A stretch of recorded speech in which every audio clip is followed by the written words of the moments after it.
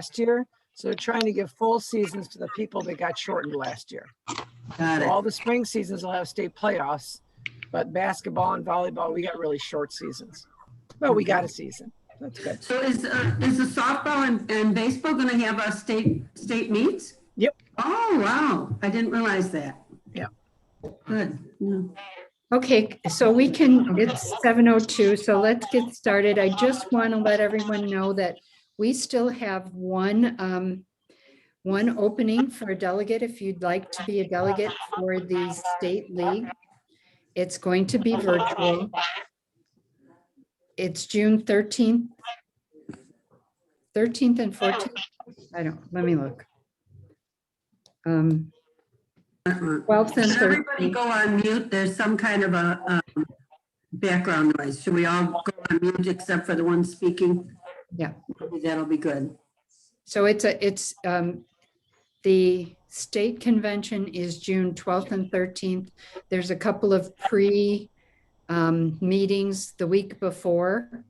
It's $20 to attend, and our league will pay for it if you so choose, but we as co-presidents have to assign delegates. So we get 3 delegates. I am a delegate from the state. So Dorothy and Katie so far are delegates, and anybody else who's interested, let me know and we can sign you up.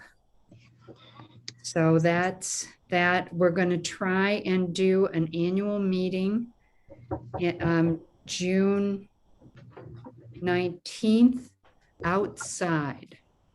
Oh.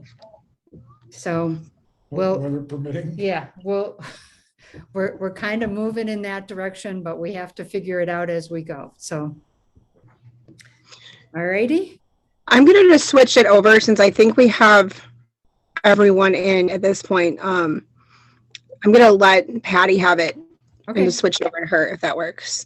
Because I'm not seeing where it's letting me add anyone at this point, but I think we've got. Click on participants. Yeah, I've got that. And then you go over to the side and it says more. Okay. Hold on a sec.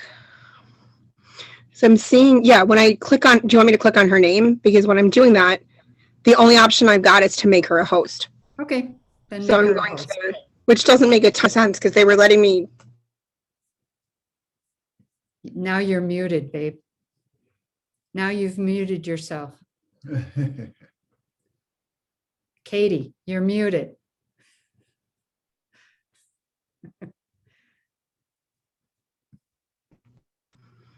Okay. All right. So our presenter tonight is Patty Iverson, a trained climate realty. Yeah. Sorry. It's not a worry. Reality leader since 2019 and recently retired social studies teacher at York High School. While teaching social studies at York, Patty taught her students about the effects of climate change on those who have historically been deprived of a political voice to defend themselves and their neighborhoods throughout American history. She's happy to present to students, friends, family, and the community about climate change and the solutions at hand.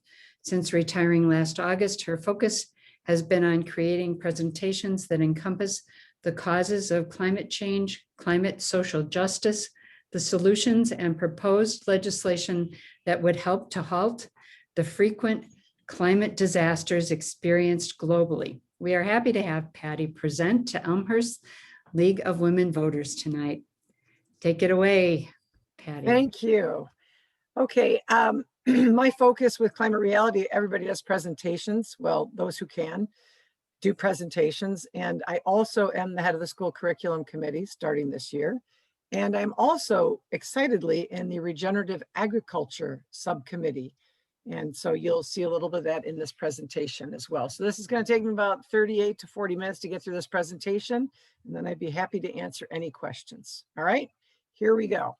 Okay, this is the famous Earthrise picture. It was taken in 1968 on Apollo 8's mission by astronaut Bill Anders.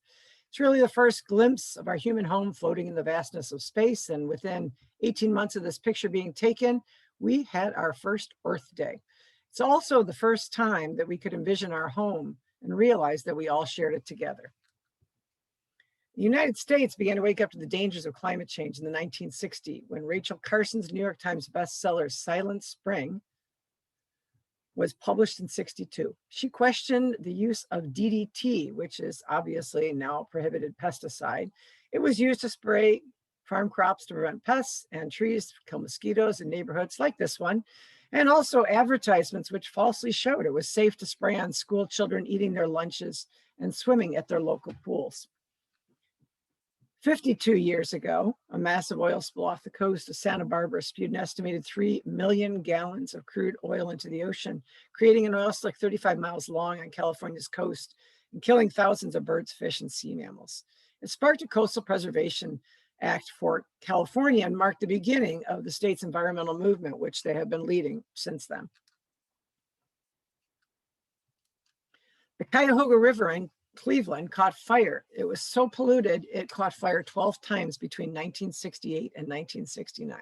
So Earth Day is basically a reaction to these factors and many other.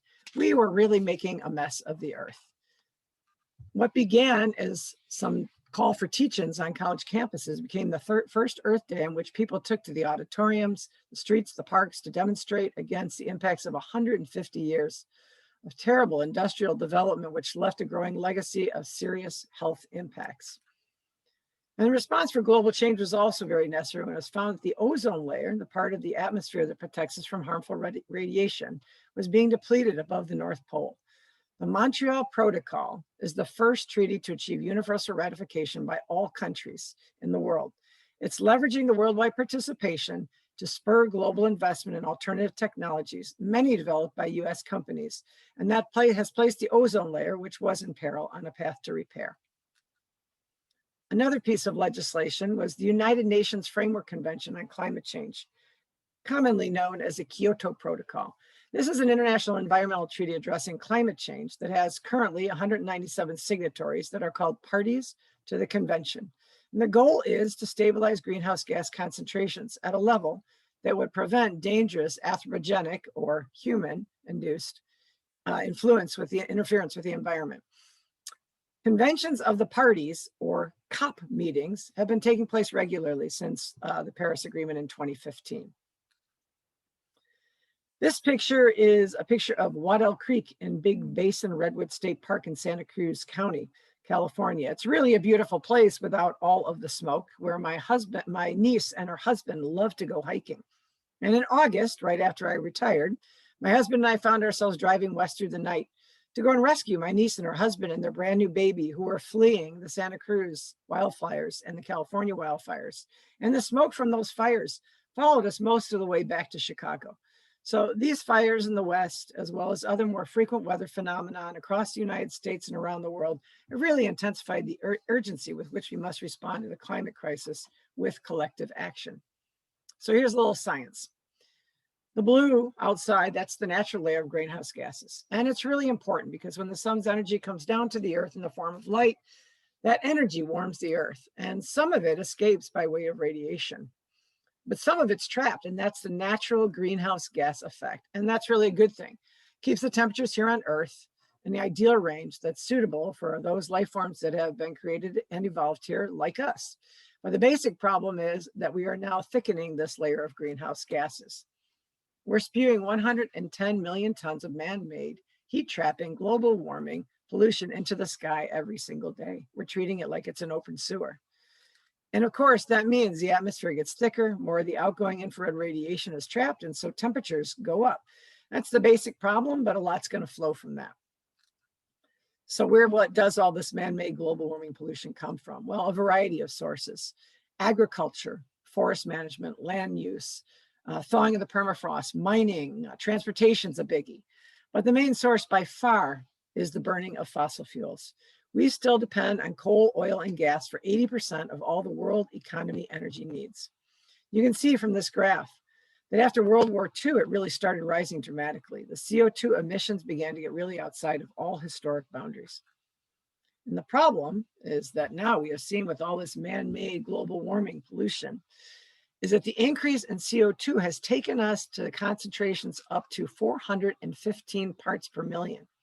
Never got above 280 to 300 parts per million in the 800,000 previous years. So if this much of a difference on the cold side means a kilometer of ice over your head, then what is that going to mean on the warm side? Well, that's what scientists are trying to figure out. You can already see temperatures on Earth have been going up dramatically. In fact, 19 of the 20 hottest years measured with instruments have been since 2002. And the 6 hottest have all been the last 6 years. And this past year, 2020, is the hottest or tied with the hottest with 2016, depending on what scientific journal you reference. So the pattern's really quite clear. Patty? All over the world, more than 200 cities set their all-time heat records, including Anchorage, Alaska, which weighed in at 90 degrees on July 4th. Patty? Yeah. Can you let Marcia Baker in? Yeah, I'm not really sure how I'm supposed to do that. Oh, here you go. I got it.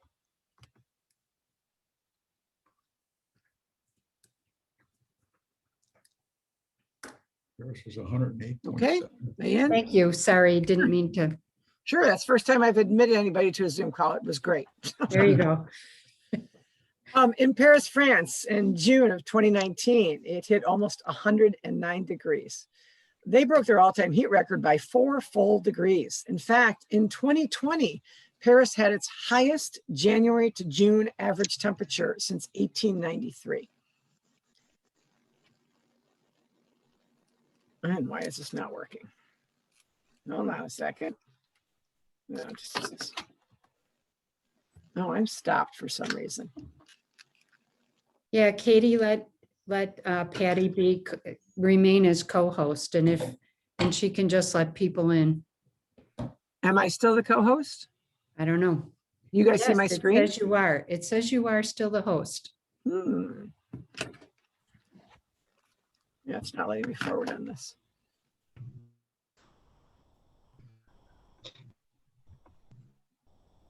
The screen might be frozen, but you are still listed as host. Let's try this again. I'll just try it again. Hold on a sec. All right. Let's try that. Okay. There we go. Hey, All right. And in this remote Arctic town in Siberia, actually north of the Arctic Circle, last June, it got up to 101 degrees Fahrenheit. And that's 33 degrees warmer than it's supposed to be. So the ice at the North Pole started melting. And when it gets this much warmer than normal, as it's been doing on a regular basis, then we even have polar ice melting in the winter. 60% of the whole surface of Greenland started melting in July of 2019. And for several days, Greenland was losing 10 billion tons of ice per day. So instead of ice, these sled dogs are pulling their sled over slushy water. And that's also basically the reason why this octopus showed up in a parking garage in Miami Beach. Certainly not something you see every day, but they're seeing it more frequently with sunny day flooding due to rising ocean levels. If you measure by the assets at risk, then Miami's actually number 1. Number 2 is Guangzhou, China. And number 3 is the Newark metropolitan area. So we have a lot to lose.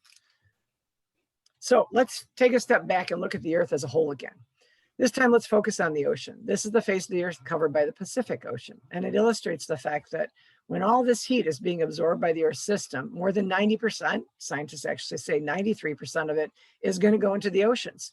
And it's penetrating deeper and deeper. And that has consequences for all of us. You can look at these measurements that show the heat's now going 2,000 meters deeper and more. And by the way, half of this change has come in just the last 20 years. So it's really beginning to build up. And warmer oceans also make the storms that come from the oceans over the oceans much more stronger and more frequent. Last September, there were an unprecedented 5 storm systems in the Atlantic and 1 in the Pacific at the same time. One of these, Hurricane Sally, which you can see in the middle, really hit the Gulf Coast states hard. Hurricane Sally was a slow-moving storm system that dropped over 30 inches of rain on Pensacola, Florida in 4 hours. The storm tide peaked at 5.6 feet on September 16th. That's the third highest level since 1923. And over 614,000 businesses and residents lost power in Florida, Georgia, and Alabama. The damage was estimated between $8 and $10 billion. All right, let's look at this picture. This is a picture, a pretty cool picture of a supercell. It's got columns of rain in the center near Glasgow, Montana in July of 2010. Scientists are now calling these tremendous downpours rain bombs. And much more of the rainfall and the snowfall in winter comes in these one-time storm events that cause much more flooding. Here you can see how scientists have measured the dramatic increase in these rain bombs, these record-breaking precipitation extremes. And as the world gets warmer, the extra heat and evaporation will intensify the water cycle, and that will increase the likelihood and ferocity of downpours. So think of it this way. For every 1 degree Celsius increase in temperature, the air's water vapor capacity increases almost 7%. That's a lot of water. These are just a couple of the floods that have occurred last year. This is LaGrange in May. I don't know if some of you sauntered over to Spring Road near my house, but that was also flooded. I thought this was a pretty big, spectacular picture. And here's Mumbai, India in August. In fact, in the last 2 years, the world has suffered more than $650 billion in economic losses from climate-related weather extremes. The damages are getting worse. All right, so let's shift gears a little bit. The same heat that disrupts the water cycle and increases the water vapor also pulls the moisture out of the soil. And that makes droughts hit quicker, go deeper, and last longer. And droughts really having a devastating impact on our world, especially agriculture. One example is one of the great cities of Chennai, of India, called Chennai. It's 6th largest. And it's really just about out of water, including its aquifer and its reservoirs. There are many cities that are running the same risk. South Africa's West Cape province is also facing severe drought. So where you have drought, you're going to have high temperatures. Vegetation is going to dry out along with the land, so you're going to see a lot more fires. You also have more lightning strikes in a warmer world. But these fires over the last several years have really raged out of control. The Australian bushfires went for 7 months, finally ending in March of last year, destroyed over 15 million acres of land, killed 33 people and over 1 billion animals. In North America, in the American West, the fire season is now 105 days longer than it was just a couple decades ago. It's basically all year round now. So California wildfires burned 4 million acres and displaced thousands. There are 31 dead and 9,000 structures destroyed. And the fires gave the Bay Area the distinction of having the worst air quality in the entire world for a couple of days in August. So these extreme weather events that destroy the land and homes and force people to move have been increasing globally. The Intergovernmental Panel on Climate Change, or the IPCC, that's the United Nations climate body, has concluded that extreme weather and other climate-related hazards pose a threat to global food stocks and to human security. So now the scientists are warning that we could see up to 1 billion climate migrants by the end of this century. And here's an example of that. This is one of thousands of farmers in Syria who lost their land. The civil war in Syria is an example of climate contributing to or exacerbating conflicts. Climate-related drought from 2006 to 2010 in Syria destroyed 60% of their farms, killed 80% of their goats and other livestock, and sent 1.5 million climate refugees to the cities that were already overcrowded from refugees from the Iraq War. Even in the United Kingdom, during the Brexit campaign that got the UK out of the European Union, this was the most powerful billboard showing a seemingly endless line of refugees, obviously from the Middle East and North Africa, with the slogan, "The European Union has failed us all." And the leader of this Brexit campaign said, this is the one that won the campaign, because political systems can be vulnerable to this kind of disruption when there are so many migrants that are driven by the climate crisis. And closer to home, the so-called caravan that's coming from Central America through Mexico to the borders of Texas and California is coming from the one place that's most impacted by the climate crisis in the short term. 2 consecutive years of drought from 2015 to 2016 linked to a powerful El Nino weather phenomenon decimated crop harvests. Last year, amid the pandemic, Central Americans endured 30 cyclones that devastated regions, leading to an even greater wave of migrants moving north. Roughly half the families surveyed in Honduras, El Salvador, and Guatemala, dogged by drought, crop losses, and reduced agricultural productivity, face so-called food insecurity, where the supplies are limited or they don't know where they're going to come from. So they're hungry and they're moving because they're looking for something to eat. This is definitely a challenge connected to the climate crisis. In response to the record number of migrants seeking asylum in the United States, President Trump signed Asylum Cooperative Agreements, or ACAs, with Guatemala, Honduras, and El Salvador that would force migrants from these countries seeking asylum in the US to first look for refuge in one of the other triangle countries before applying to the US for asylum. These policies were not enforced with Honduras or El Salvador, and the ACA was officially suspended under the Biden administration in February. And actually, all of us really have cause for deep concern about the impact of the climate crisis on the world's food supply. The IPCC report in December of 2015 stated the three most prominent challenges crops face are heat stress, new pests, and expanded ranges for diseases. But basically, the idea is if the level of warming exceeds a crop's optimum growing temperature for extended periods of time, then that crop will respond with decreased yields, decreased nutrients, and also an increase in the toxins that they accumulate. The Lancet, the world's leading independent general medical journal, has come out with a supplement to its 2018 report saying that the climate crisis is the biggest global health threat that we face in the 21st century. Evidence of that is in the increased CO2 emissions that are making it harder for us to breathe.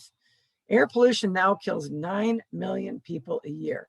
So if we just stop global warming pollution from fossil fuels, we can also at the same time clean up the air and save millions of lives. And you can see this in some parts of Asia, like Thailand. They had to close 400 schools in early 2019 because the air was too dangerous for students to get to school. India has probably the most air polluted cities in the entire world. And it's estimated that 1.25 million die there every year from air pollution related disease. And of course, the Bay Area in Northern California had the poorest air quality in the world for a few days last summer. A recent study on air pollution in the United States has shown that air quality has worsened since 2016 due to increased economic activity like factory and power plant output and transportation emissions, a rollback in environmental regulations like the Clean Air Act, and more intense and frequent wildfires like we saw on the West Coast last year.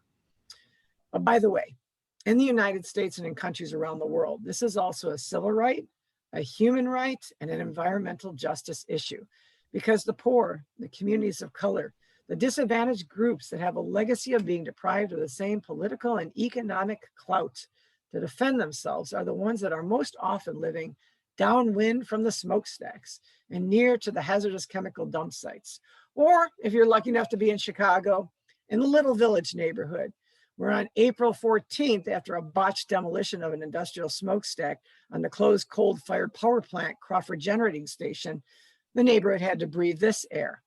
Or on the southeast side, where community members right now are fighting General Iron's final permitting efforts to build a metal shredding plant in their neighborhood because the one in Lincoln Park was closed down, for which they paid $18,000 in fines and $300,000 in mitigation for dust and explosion prevention measures. So it's very important that we have social justice as well. Let's move to health of wildlife, which is an even greater danger. Experts predict that if the current warming persists, by 2050, 1/4 of all our plant and animal species on land will be threatened with extinction. And the threat's not limited to species on land either. According to a 2015 report by the World Wildlife Fund, marine vertebrate populations like this humpback whale swimming off the Gulf of Tonga have declined 49% between 1970 and 2012. WWF found that human activity was the primary driver of this decline, from overexploiting fisheries and damaging marine habitats to climate change. North America, sadly enough, is home to 3 billion fewer birds compared to 1970 when Rachel Carson was doing her studies. That's more than 1 in 4 birds that has disappeared from the landscape in a mere half century. So all that great news, what's in the works for Illinois? Well, Illinois is projected to be considerably warmer and considerably drier in the summer, more like states south and west of us.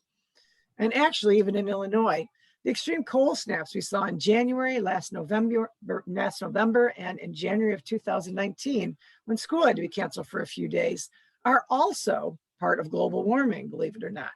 Simple explanation is this. The polar vortex, which is the area of low pressure cold air surrounding the Earth's north and south poles, becomes destabilized due to the high pressure of the increasingly warmer air circulating through the jet stream. And that causes the polar vortex to send cold air shooting down through the United States. I've given you a lot of really bad news. So how about we go to the good news now? So what are we doing to stop climate change? Wow, we are actually doing quite a bit. Here we go. This is an exponential curve reflecting the rapid installation of wind energy throughout the entire world. In most parts of the world, this is actually now the cheapest form of electricity. So that's really exciting. And this is a curve showing wind energy in the United States. So we don't hear a lot about it, but we're right there too. One of the drivers of this increase is the continuing costs decreasing every single year. And this shows onshore wind costs, but we're now really beginning to develop these offshore wind costs. So this should come down even faster. Good news, in Portugal, they get more electricity from wind than their entire economy needs. Scotland, they're doing the exact same thing. And on Tuesday, October 6th, UK Prime Minister Boris Johnson said offshore wind turbines will power all residences in the UK by 2030. They're way ahead of us, but we're coming. This is promising. This exponential curve is showing the installation of solar facilities, and it's even steeper and it's rising even faster than the one measuring wind installations. This is incredibly exciting. Here's a solar cap plant in the Atacama Desert near the town of Copiapo, Chile. Chile started its move to solar under former President Michelle Bachelet with just 11 megawatts. It grew steadily, but look at what's under construction and planned for construction now.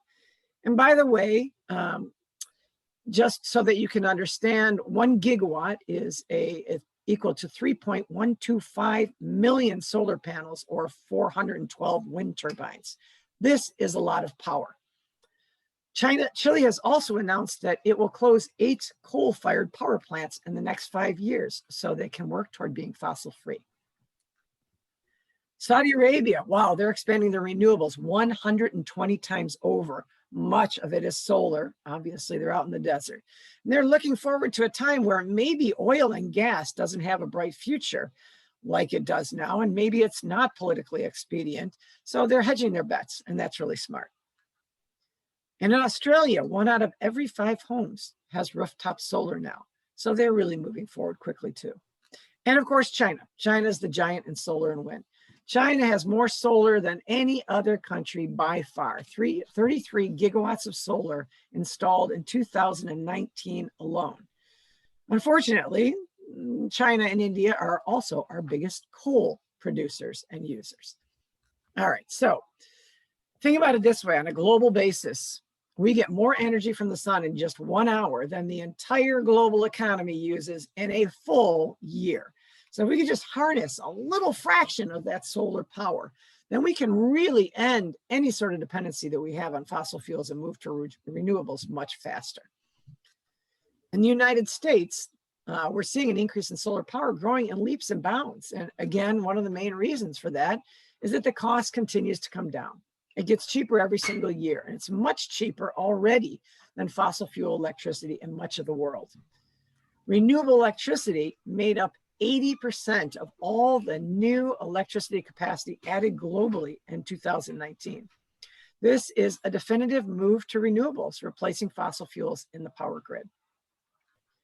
And symbolic of that transition away from coal is the Kentucky Coal Mining Museum in Benham, Kentucky, where they recently installed solar panels on their roof to save $8,000 to $10,000 per year in energy costs. So we're making that move. Let's move to energy storage. Energy storage is a $1 trillion brand new industry that's been emerging in the world for just over the last 20 years. This is a dramatic job creating industry as well. And it's really necessary because it's providing energy from when the wind does not blow and the sun does not shine. You have to be able to store the energy. And pairing renewables with batteries is a game changer in electricity supply, because the batteries are coming down. This is the most popular, commonly used form of battery today, lithium ions, but there are new battery chemistries that are now coming into the marketplace, and some of them are very promising. And here is the largest battery in the world, built, of course, by Tesla, but it won't be the largest battery for long, because we're now seeing that Florida Power and Light has announced that it's going to shut down 2 of its natural gas-fired power plants and replace them with solar and a battery that's 4 times larger than Tesla's. Here you can see this in motion. So 6 years ago, electricity from solar and wind was cheaper than electricity from fossil fuels in about 1% of the world. 5 years later, or last year, it was cheaper than fossils and fossil fuel electricity in 2/3 of the world. And now if we look forward to 2024, it's going to be cheaper in 100% of the world. So this is a revolution. We're really moving quite quickly, and it's impressive. And those new advancements in energy storage are literally fueling the electric vehicle market. The trend in electric vehicles, or EVs, that's already underway is going to accelerate due to falling costs, improving technology, and the increasing number of recharging stations worldwide. It's also being driven laws that are being passed in countries like these that are requiring a complete phase out of all gasoline or petrol and diesel vehicles. This is very encouraging. Tesla, which pioneered most exciting electric vehicles so far, is now getting into the 18-wheeler market. And this baby is going to have a range of 300 to 500 miles using batteries. This will make a dramatic change in the trucking marketplace and the bus marketplace. Within 5 years, half of the buses in the world are going to be electric. However, most of them will be in China. There are 35 cities around the world that have committed to buying only electric buses, though, within less than 5 years. That's awesome news. So this market's really growing. In China, Shanghai and Shenzhen have already stopped buying any buses other than electric buses. And the good news for us, you may have heard in the news last week that a week ago last Monday, the number 66 route in Chicago will now be run with all electric buses as a pilot program for our city. So that's good news. But here's the important thing. While clean and renewable energies will help to decrease and halt the increase in CO2 levels, the global temperature has already risen significantly. To heal the planet, we must be able to sequester or capture carbon, CO2, from the environment. Industrial agriculture methods have led to the degradation of our soil on all continents, and it must become viable again in order to be able to sequester the CO2 at an increased level. So one great way to sequester CO2 from the atmosphere and to heal the soil is to plant trees. It's estimated the Earth could support 2.2 billion more acres of forest, or 25% increase. That's enough to negate 20 years of human fossil fuel emissions. But you can see from this graphic that while planting many more trees would certainly decrease CO2 levels through sequestration, the soil can certainly hold much more CO2 if it's healthy. Yet traditional farming methods, through planting of monocrops, tilling the soil, and pesticides, the necessary life forms needed to maintain healthy soil, have been destroyed. And with it, the land is dying and the topsoil is decreasing.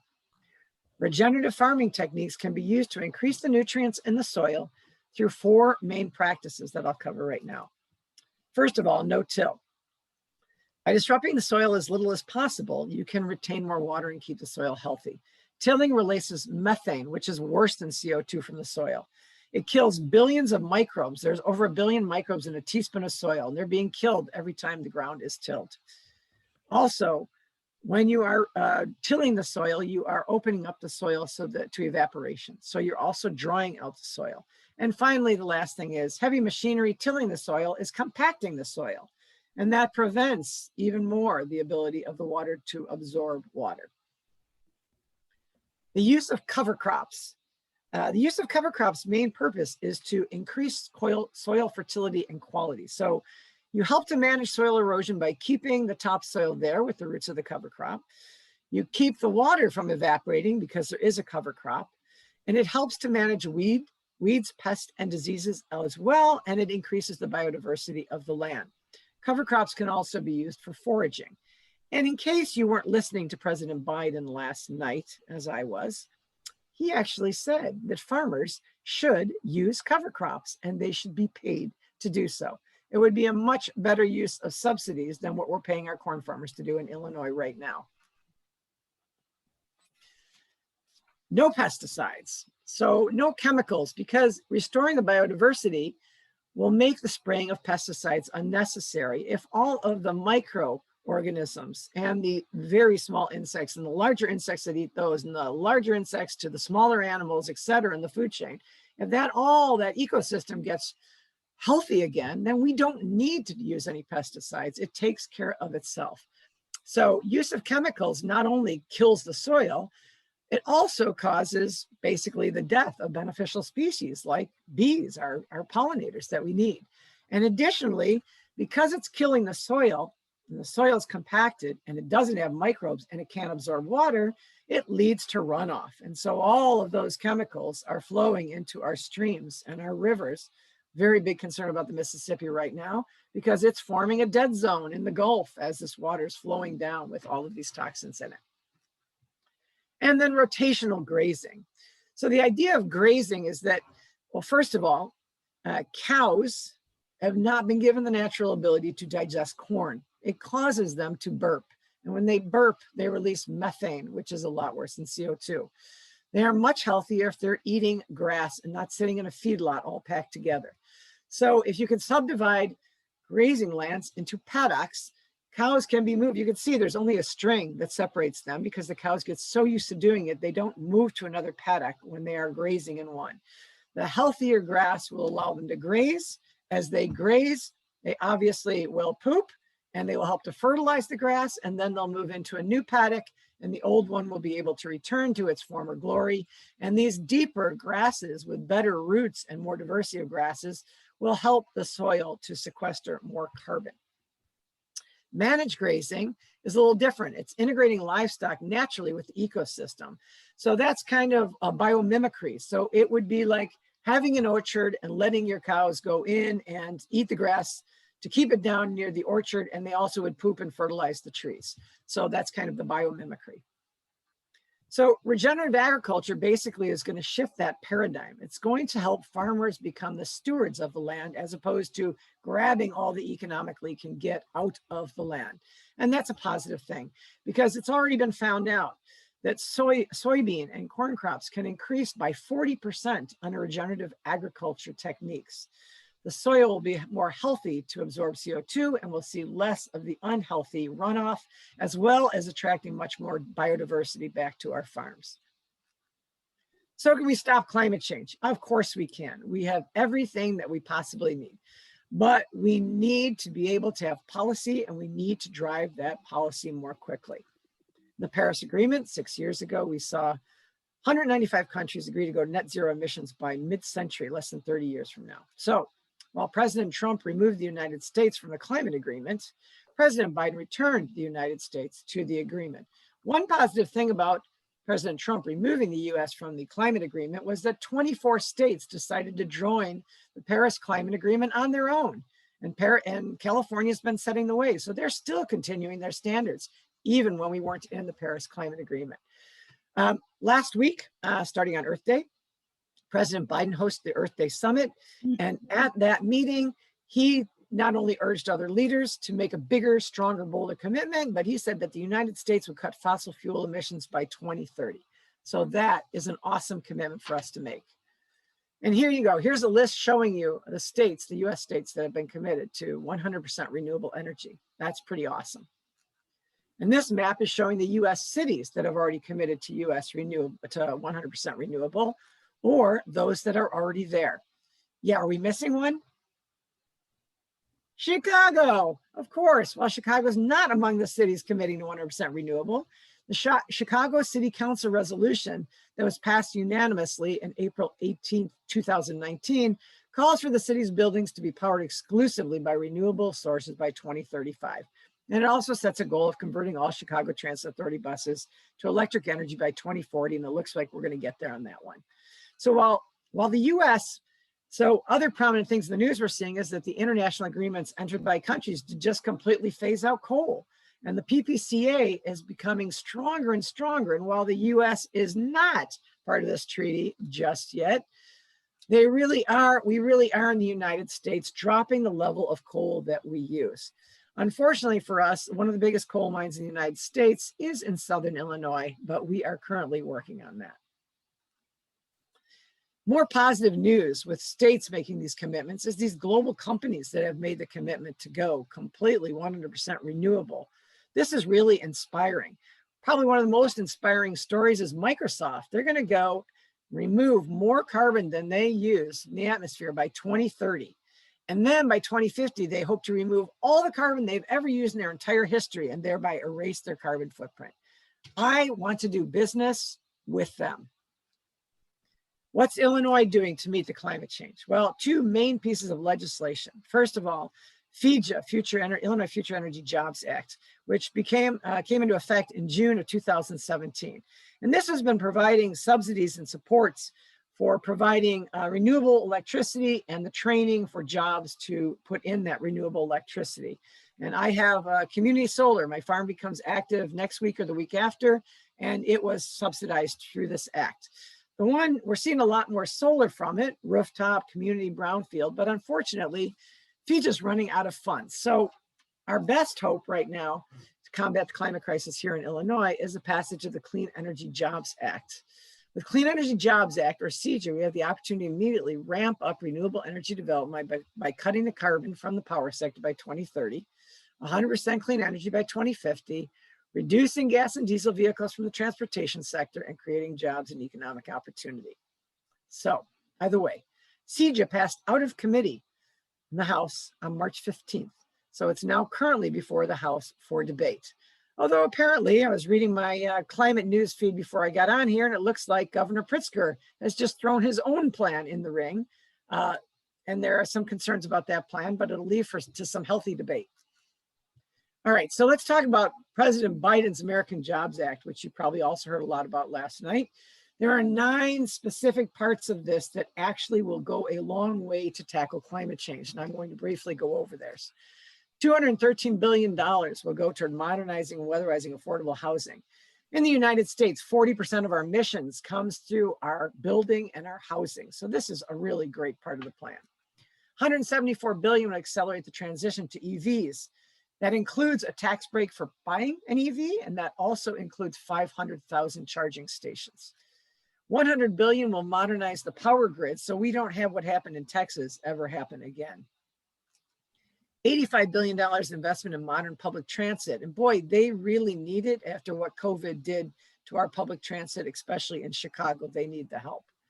And then $35 billion for clean technology research and development. And I think President Biden talked a little bit about that last night as well. $16 billion will help to cap abandoned oil and gas wells. This is a significant measure. We have methane escaping all the time and oil wells causing spills, even when they're not being used and when they're abandoned all the time. But now the people that are going to clean these up are the people from these industries. So you are providing jobs for those who fear losing their jobs in those fossil fuel industries. So it's really a great move. Establishing energy efficiency and clean electricity standard, that basically is saying, hey, you guys that are producing power have to provide a certain percentage of renewables. So this is going to make all the utility companies include renewables in their energy grids. And then the Civilian Climate Corps. So this is modeled right after FDR's Civilian Conservation Corps, which had young men focusing on taking care of the national lands and waters. And that's exactly what this plan is doing. It's a job producer, but additionally, it's also going to work on projects to bolster community resilience and advance environmental justice. So that's a pretty good thing. The one place where this plan kind of falls short if you're an environmentalist is there is no carbon tax. just is not understandable why those bigger industrial polluters are not being forced to pay more for their pollution, but it's lacking that. All right, let's go to something in the House that's kind of promising that's been talked about a lot lately. So Sean Casten, Illinois' 6th district, and Blumenauer, Oregon's 3rd district, proposed last September, this bill that's going to basically eliminate subsidies to oil and gas companies for climate-causing fossil fuels. That's awesome. It makes totally natural sense, common sense. On Earth Day, if you were looking at C-SPAN and looked at the testimony, Greta Thunberg was one of several who testified in the subcommittee about this bill and the efficacy of us getting rid of all of our fossil fuel subsidies. So I think this is gaining headway. And this is not the only bill out there. There are 4 or 5 others that are out there. So let's hope we can get one that actually can clear it and get to President Biden. So what can you do personally? Project Drawdown is a climate mitigation project initiated by Paul Hawken and climate activist Amanda Joy Ravenhill. It's a list of the most substantive solutions to global warming as compiled by over 200 researchers, scholars, scientists, policymakers, business leaders, and activists. And what they did was they measured and they modeled each of the solutions' carbon impacts through the year 2050. And in total, its total and net cost to society and its total lifetime savings. So the items get ranked from 1 being the most impactful in terms of reducing or eliminating the global warming emissions. Here are 4 ideas I'm going to quickly go over. You can now, you don't have to buy the book like I did. You can now go online and access all of these materials. It's wonderful. So let's just quickly go over them. You can switch to renewable electricity. Lots of ways you can do that. And even if you can't put solar panels on your rooftop, you can subscribe to community solar like I have. I'm going to save $6 to $10 a month, and all of my energy will be displaced by solar power into the ComEd grid. So I'm feeling pretty good about that. You can change your eating habits. I don't ask anybody to go vegan. I actually went vegan for 6 weeks, got a little bit sick, and now I'm vegan 2 out of 3 meals a day. But composting, you know, Americans throw away 30% of the food we produce, either at home or in restaurants or getting to the grocery store. So we can just clean up our act a little bit. We can really help out with this because all the food that's being thrown away is changing the ecosystem. You can also travel smart, and I don't expect you to get on an iPad, electric scooter or anything and run around, but maybe walk when you run an errand or ride a bike. You can improve your home efficiency. And, you know, I don't know if you've had ComEd come in, but they came into our house and we saved quite a bit of money after they were done. And then you can affect change by supporting global causes, such as educating young women who, in many places, women are the ones that are handling all the agriculture. So making them smart about handling agriculture will help us move to regenerative agriculture faster. Other actions you can take is you can join groups who are striving to fight climate change through political action and protests, learning about the science of climate change and educating others, like the Climate Reality Leadership Corps, and that's me in the back. And there are many other ways you can participate, like in Elmhurst Cool Cities, their Start in Your Yard initiative, or Keep on the Grass initiative, or helping with prairie restoration and cleanup, or Scarce, just to name a few. I put this article on the bottom. My sister sent that to me this morning. I need to get the Washington Post now that I'm retired and I have time to read it. But this is an article she read and I read it. It's a great article. It's just telling you all the things you can do at home that can drop your environmental impact. And they're also simple, but they're things you wouldn't always think about. So please join those who are using their voices and their votes and their choices in life to fight the climate crisis and speak truth to power like your world depends on it. Because you know what? Your world does depend on it. Thank you.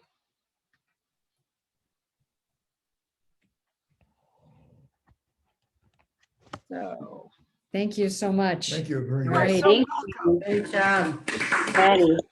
Thank you. It's a lot to tell you in a short amount of time. Yep. Yeah. Okay, questions? That was pretty complete. There we go. Now remember, I'm not a scientist, I'm a social studies teacher, but when I went to this training, and you can do this training if you want to, it's 3 days. Al Gore, who put out An Inconvenient Truth over 2 decades ago, people thought he was absolutely crazy, and he is so spot on. And then the sequel was 2016.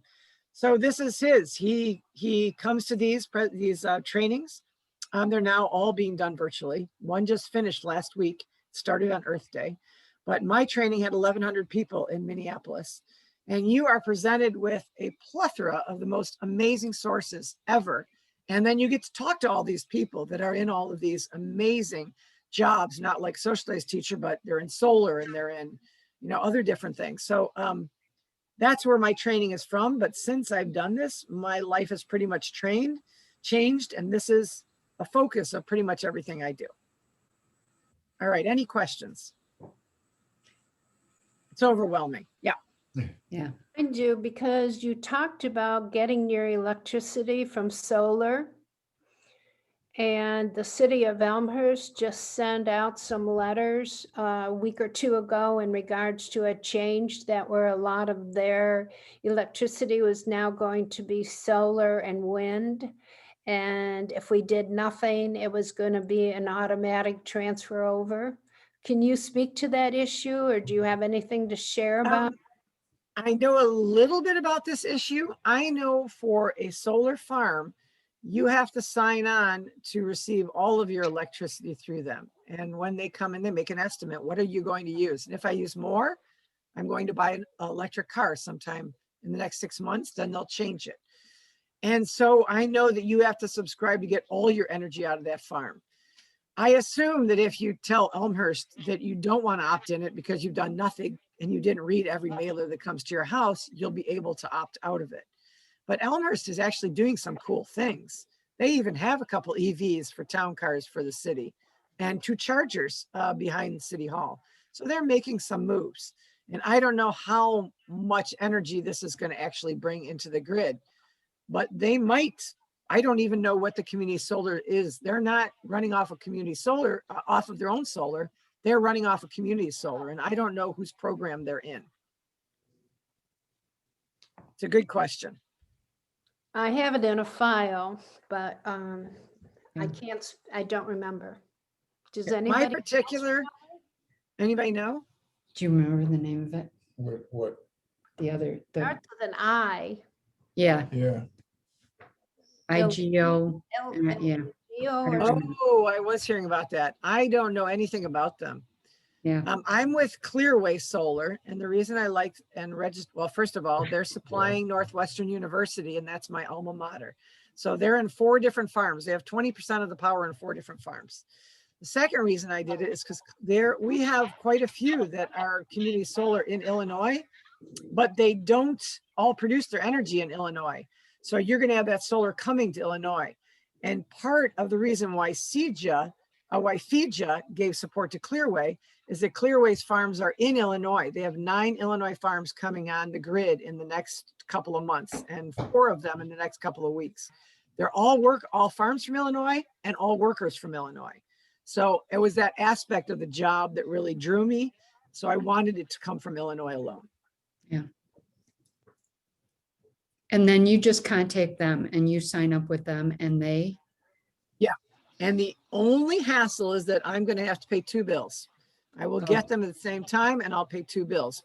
But I'm going Okay, to so you pay them for your energy and you pay ComEd for the delivery system. Yeah, and you get Okay. 20% off of the electricity that Clearway provides because that's part of the stipulation under FIJA.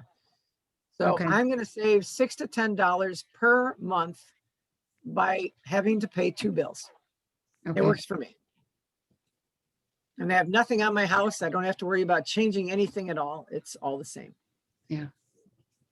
You can't go to a smart meter where you're taking different parts off the grid. You have to go to a standard rate, but you can still, it's great. Anything else? I sure gave you a lot of information. Yep. And we should have warned you ahead of time that we recorded this. I So saw it up there. That's okay. So we'll put it on our website for those people that missed it. Some of the chat. Anybody else have a question? I do have a question.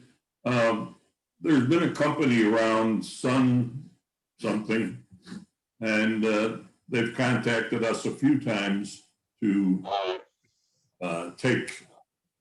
put some solar panels on our roof and but I couldn't find anywhere where they had been permitted in the city to do that. And I've seen some of the jobs they've done. They're quite small, really. And I'm wondering, you know, I'd like to do it because I've got a big roof and it would be nice for me to save some money. But I don't know, I don't want to get into a bag of worms and find out we're doing something we're not supposed to be. You know? Well, there are different groups like the IEC in Illinois, or Illinois Environmental Council, or going to Illinois Solar, and they will tell you about these companies so that you know who you're dealing with. I had 5 companies come to my house for estimates, 5. We have a beautiful maple back and a beautiful ash in front, and I'm not going to cut down 2 trees to put panels on my roof.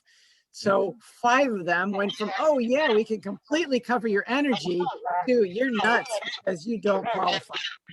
So you really need to have a good estimate of whether you sound like you have a big roof and you have enough sun, then find a company that's good. And if you want to, through Jan, I can give you, we actually have a couple members in our group that work in solar, and they're not necessarily doing it on residences. They're doing businesses, but they understand the entire solar market. So they would know companies that are good. And Elmhurst might be able to tell you that as well.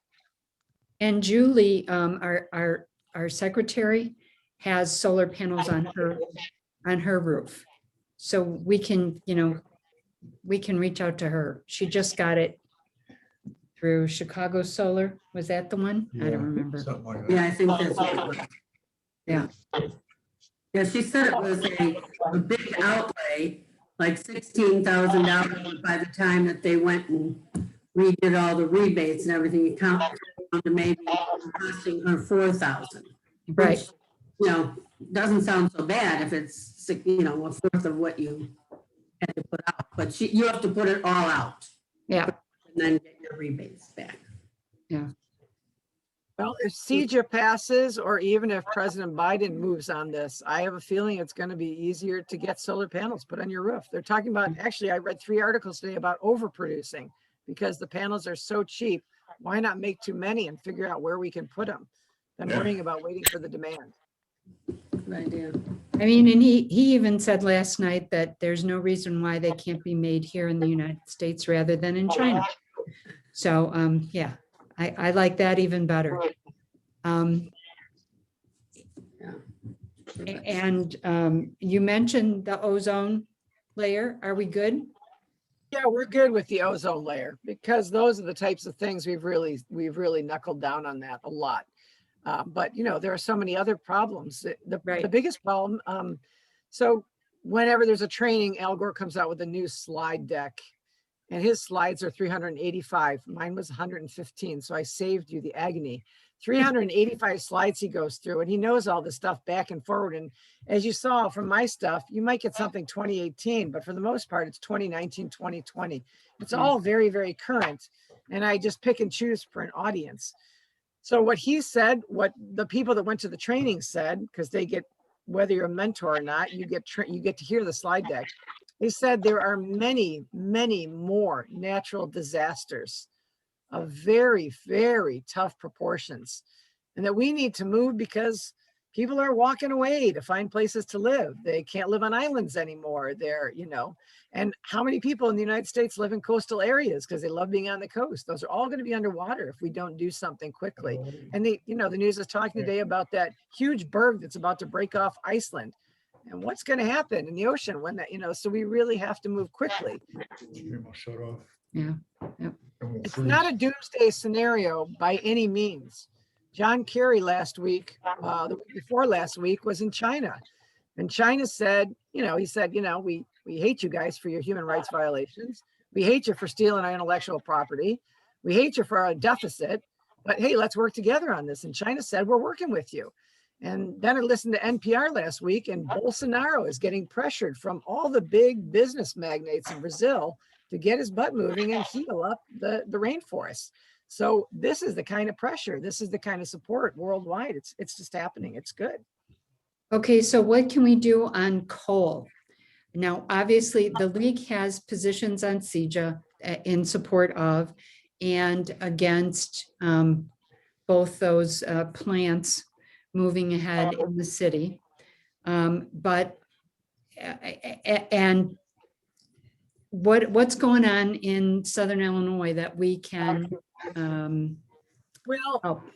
you have to find an alternative for these people that are working in coal mines. And Southern Okay. Illinois, you already know that because you're legal women voters. They're the slowest people to move to anything.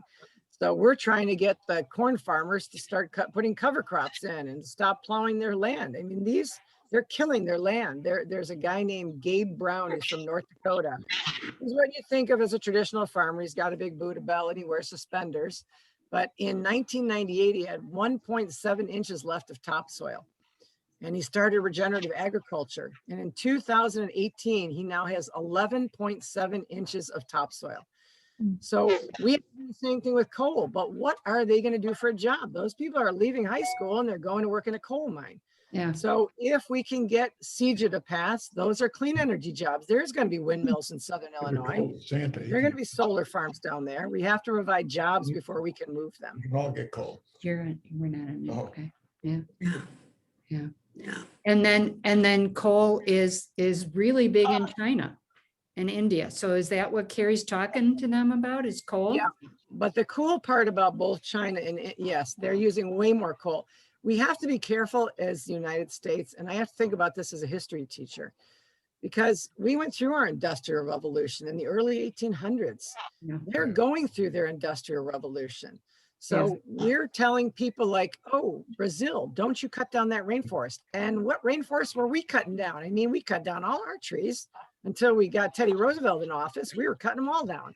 So I have a hard time saying you can't do this, but we have to understand and we have to provide support for a country like Brazil that is a third world country where people want to farm.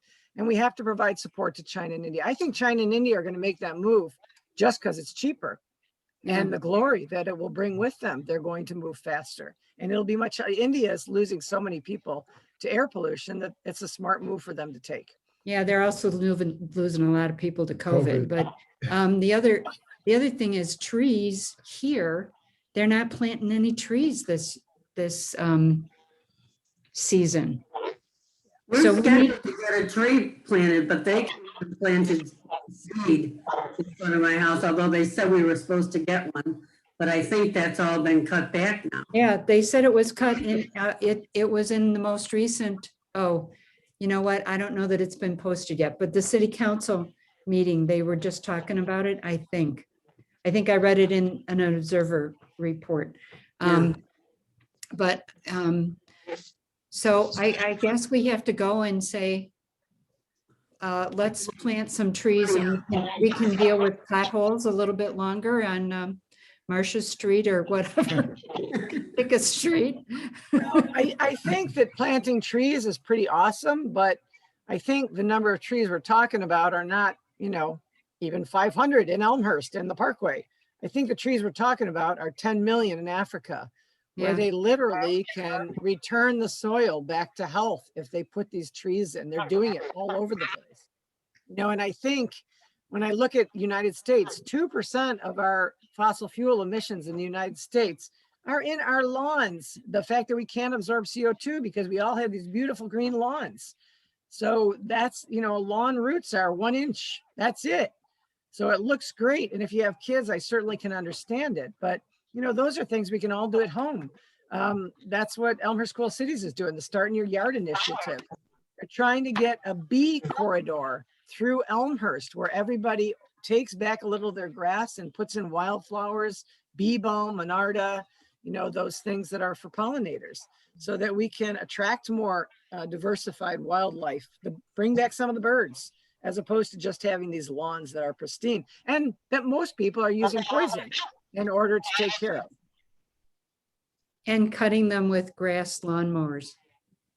Cutting them with gas lawnmowers. Yep. Yeah. We have an electric, so.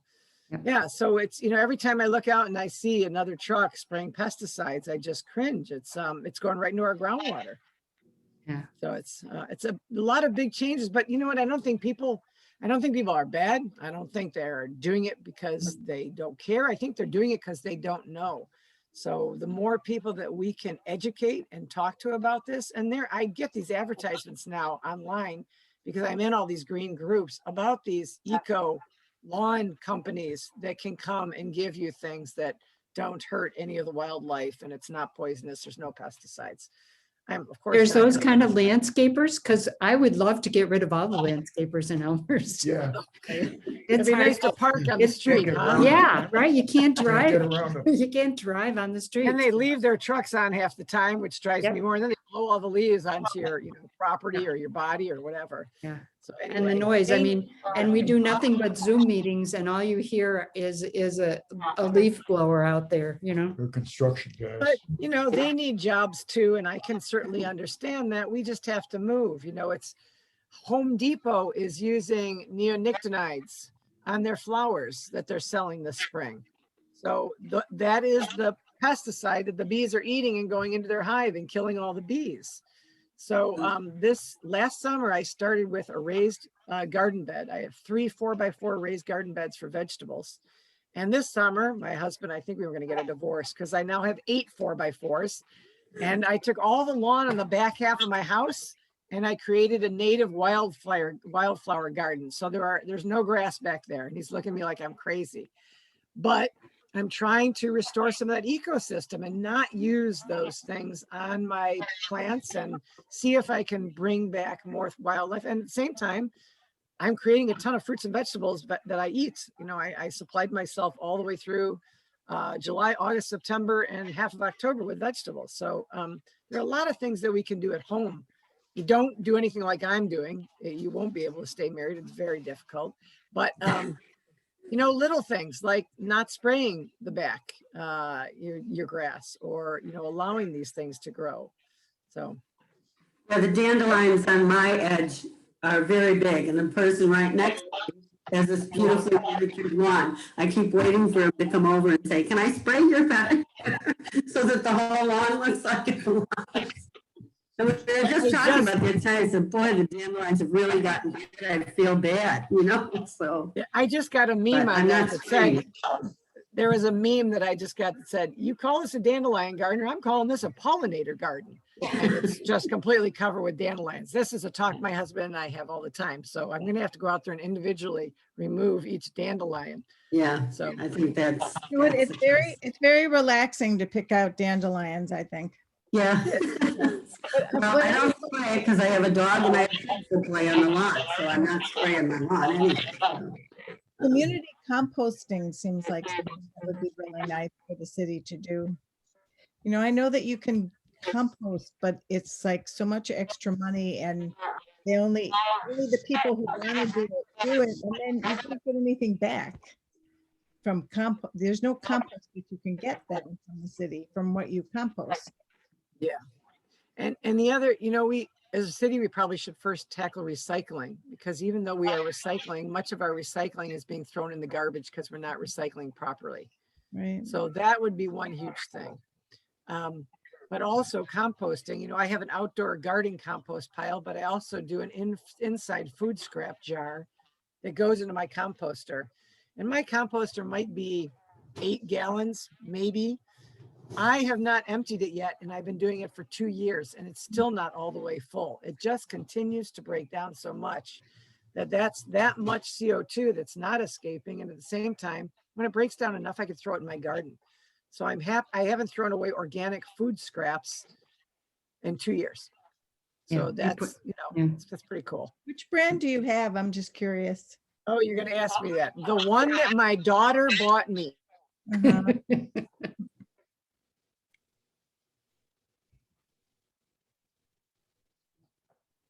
So you can work on one while you let the other one go where it's supposed to go. You froze, so I don't know what the name is. What did you say the brand was? I don't know the name. It's whatever one my daughter bought me. Oh, okay. So I didn't check it. Okay. Do you have an odor in the backyard with your compost pile? Do I have a what in the backyard? Is there much of an odor in the backyard when you're composting? No, because if it's odor, you need to add So if it's odor, you can add, I go ahead and I shred brown paper bags or hay or leaves are fine. If it's stinky, it's because you don't have the balance correct. Okay. Rotate it. We just have one in our backyard that, our organic stuff in the house, we put it in the and every Every week, Ed throws it into the compost heap and then he turns it. You gotta rotate it. Yeah. It doesn't smell if you rotate it. I mean, we don't Mine's- have a fancy one like Patty. We just have, It's so easy 3 because I just go out and Yeah, spin it in behind. the morning and then it's already turned. I don't have to touch anything. yeah. I'm not very good at turning my outdoor compost pile, which is all my, leaves and plants Yeah. and things. I need to do that a better job. Well, turning that it works well. Yep. It's good exercise too. Really good exercise, which is Yeah. why I haven't done it yet. You really have to dig. Okay. A lot of things we can do. Thanks, everyone, for coming. Thank you, Patty, for Patty, for giving us your. Thanks all for the having me. information. If I can be of any help, you can find where to get a hold of me. Great. Thank you. Thank you. Thank all. Bye all. Hey, Good night. Bye-bye. be safe. Bye, Gail. Be safe, be green. Green.